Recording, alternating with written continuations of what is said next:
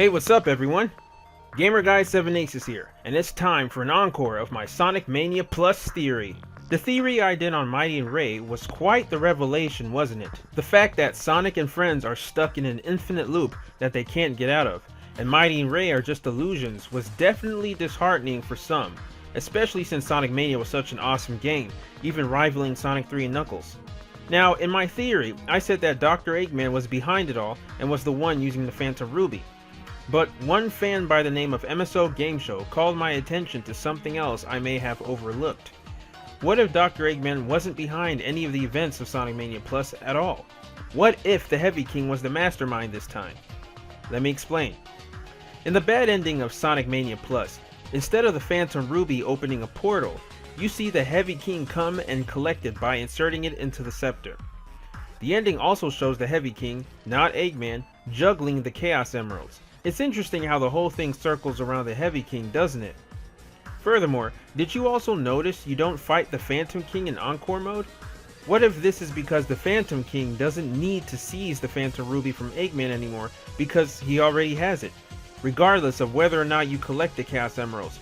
Since one could argue, especially given the final boss battle, that the Heavy King is his chosen puppet.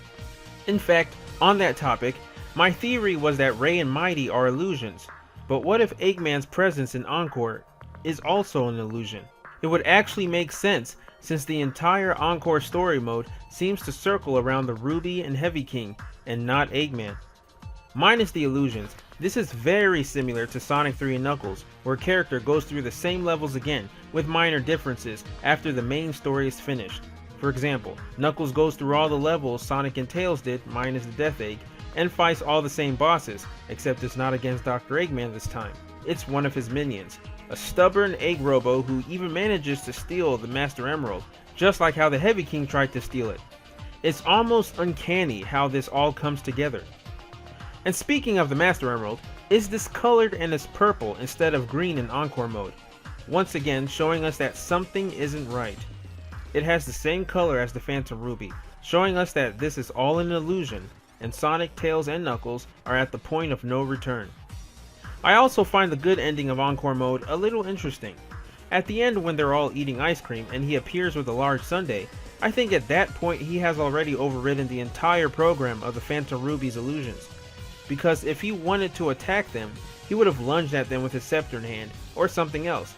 So I'm sure he was just being spiteful and mocking the characters, knowing that this is all just a looping scenario and he's just having fun to himself before the whole situation repeats again in due time.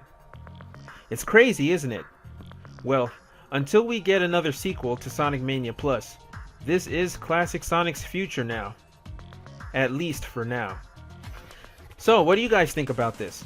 Let me know down in the comments below. Also, shout out to MSO Game Show for giving me this idea. Be sure to check out all my previous What If videos. I really want this series to be as successful as my Sonic theories, so like, comment, subscribe, and share this video to all your theorist friends.